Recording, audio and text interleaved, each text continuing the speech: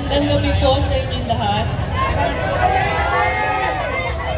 Magandang gabi sa ating mga kapulisan. Mahal namin kayo. Alam namin na ginagawa ninyo, trabaho ninyo. Alam namin din na kinikilala nyo na lahat tayo Pilipino, lahat tayo umapa sa ilalim sa saligang batas. Ayon sa saligang batas, ang bawat mamamayan may karapatan magsalita, magpahayag, magtipon-tipon ng mapayapa, and to petition for redress of grievances. Ibig sabihin, maaari nating itulog ang ating mga hinanaing. Ang dami nating hinanaing. Unang-una na, 17 days na po. 17 days simula nung nawala sa atin si Tatay Digong. 17 days tayo, hindi niya kapiling, 17 days tayo, walang sinasandalan. Pero, andito tayo ngayon, hindi lang dahil birthday niya. Pero para ipaalala dun sa mga nakatira sa tabing Pasig, na naaalala natin ang turo sa atin na bahagi tayo ng isang sambayanang may mga karapatan sa ilalim ng saligang batas.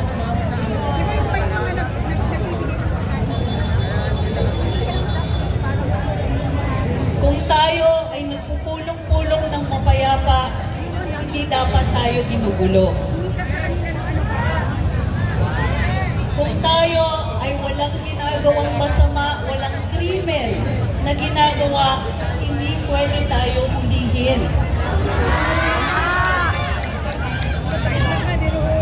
Kung hinuhuli tayo, kailangan mayroong warrant of arrest o kaya tayo ay may ginagawang krimen. May ginagawa ba tayong krimen ngayon?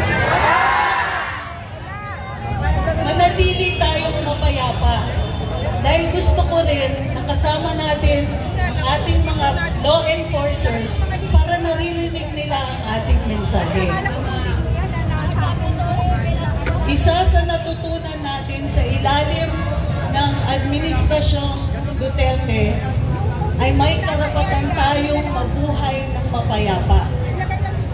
May karapatan tayo na hindi tayo ma-hold up habang naglalakad pa uwi. May karapatan tayo na maniwala na yung ating pinabayad na buwis ay pinangangalagaan ng mabuti at ginagamit sa tama. Mayaman pala ang Pilipinas, maraming proyekto pala ang pwedeng magawa pag tayo'y nagbabayad ng buwis. Nakikita niyo ba ang Manila? Banda dun sa site ng Pasay. Noong 2016, wala pa lahat ng flyover na yon. Wala yung North-South Connector Road. Wala po yung mga diversion roads. Hindi inabot ng 6 na taon na tapos yun at nagbago ang mukha ng Manila at Pasay. Nangyari yan sa buong Kapuluan. Nagpunta ako sa Sulu. Doon po kasi ako lumaki. Nagawa yung circumferential road ng Sulu, sa isla ng Sulu. Yung dating tinataguan ng Abu Sayyaf, nawala. Overnight halos nawala yung kidnapping.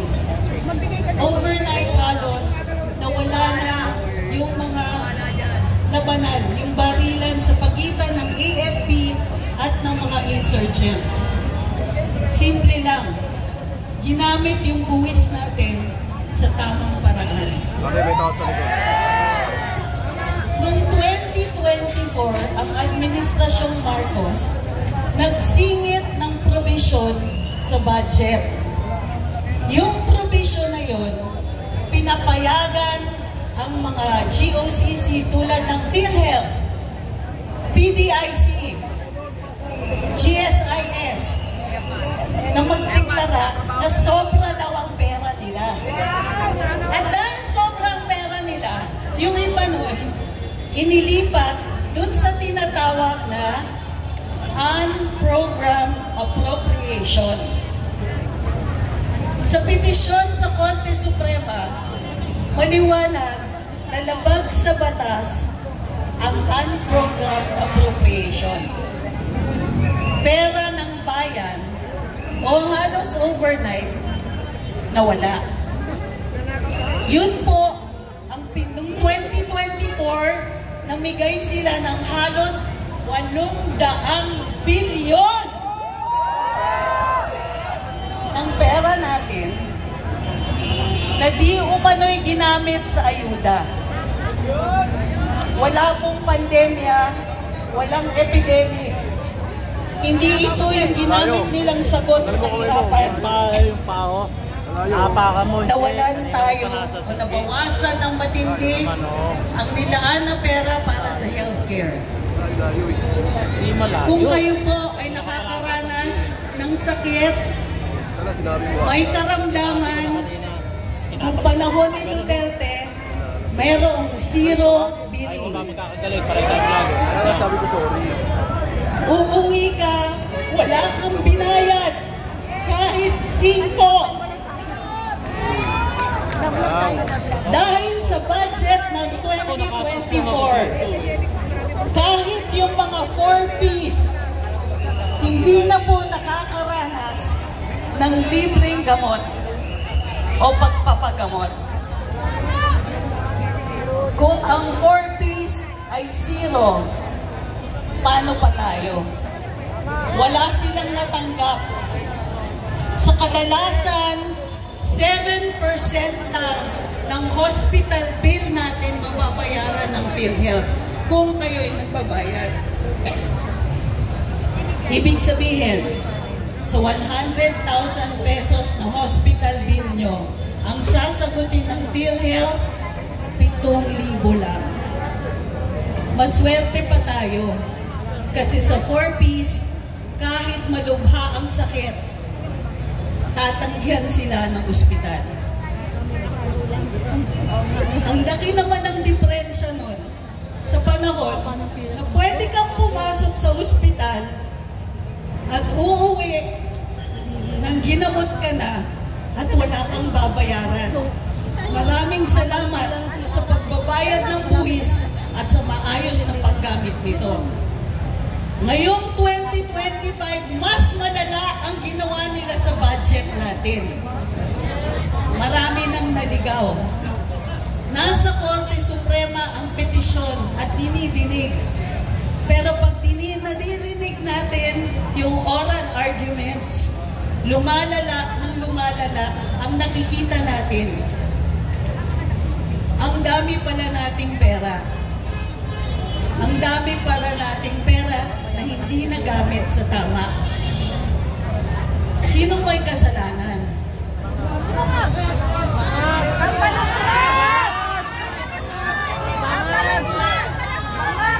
Pag mahina ang liderato, hindi nahuhuli ang tiwali. Pag mahina ang liderato, mataas ang crime rate. Pag mahina ang liderato, kahit ang kapulisan natin, hindi maaalagaan.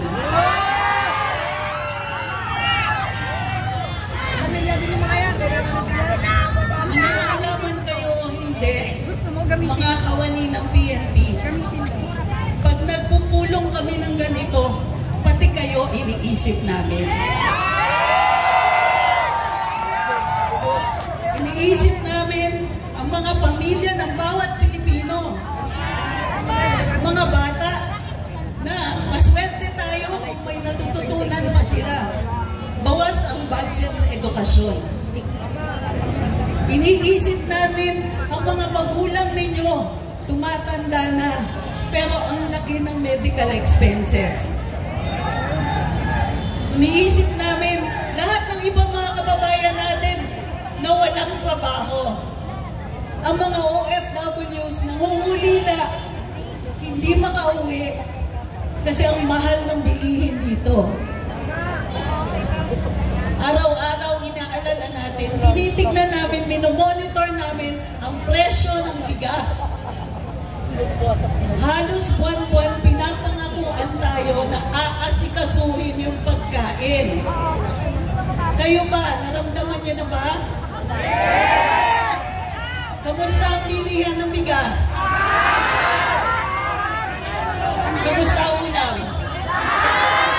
Ang gulay nabubulok doon sa mga inani ng ating magsasaka. Pero pagdating dito sa Metro Manila, ubod ng mahal. Binabaan ng presidente ang taripa sa pag-import ng pagkain.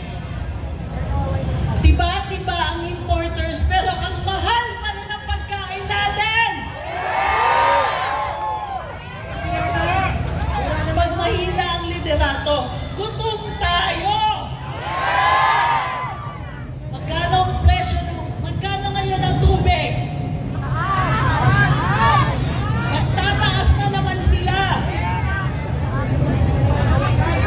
Kamusta naman yung budget? Ang sweldo niyo ba tumaas? Ang pensyon niyo ba tumaas? Kamusta ang negosyo?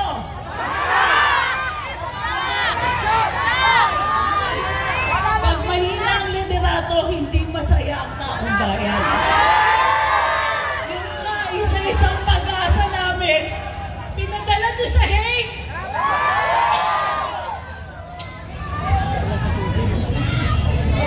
Dahil birthday ni Tatay Digong, alang-alang sa kanya, mangako tayo.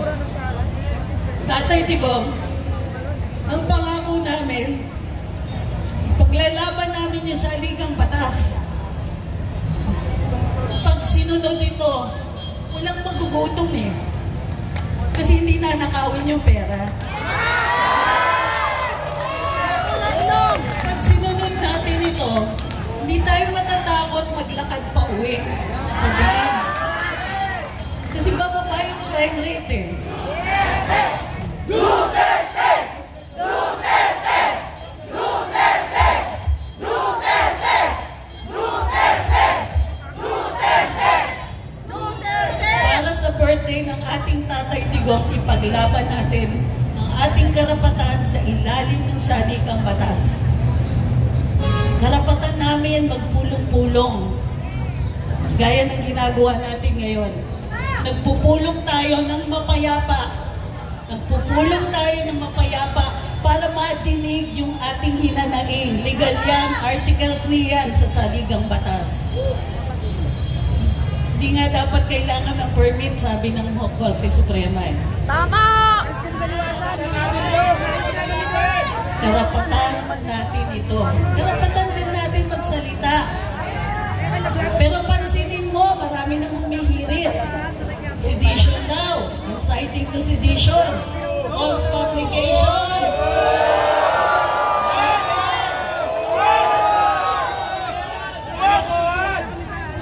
Kalokohan talaga.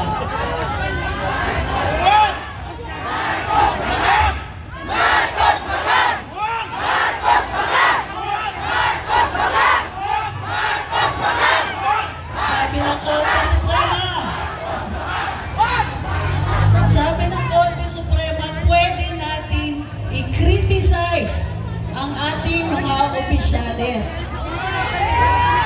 Sabi ng Korte Suprema, kahit nagkamali tayo sa ating kritisismo, okay lang yun. Bawal ang balat sibuyas. Pero araw-araw, nakakarinig tayo na gusto daw nilang patahimikin kami. Tayo, yung mga vloggers, kayo mga nagko-komento, gusto nila tumahimik ka, tayong lahat. Masyado na kasing masakit. Masakit ang katotohanan. Version ng police! What is the